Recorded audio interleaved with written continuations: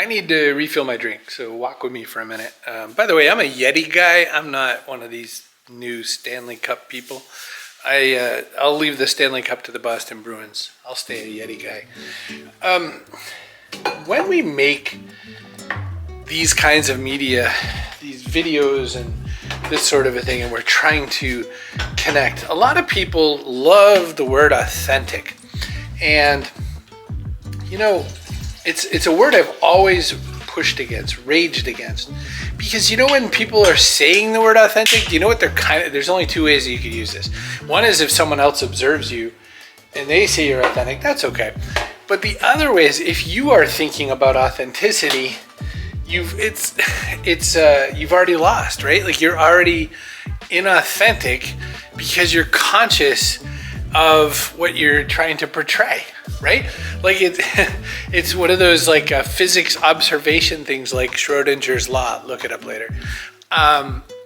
If you are talking about being authentic, well then you're already being conscious about what you are or aren't. So maybe what we could do instead of worrying about being authentic, I feel like I'm going to wreck this. Hang on a minute.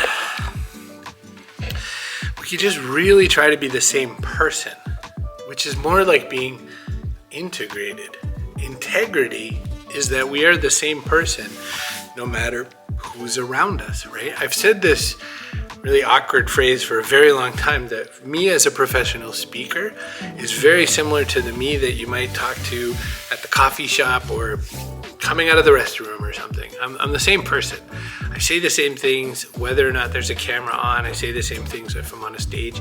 The only difference with these kinds of presentations, the only difference with these kinds of performances is that we're almost always performing, especially if there's a lens, right? We're almost always performing. The only difference is that only means that we should hopefully be being mindful of the message we're trying to convey and trying to deliver something of quality and value in as succinct, entertaining, and earnest a way as we possibly can, right? That's all we're going for. That's all we need to be.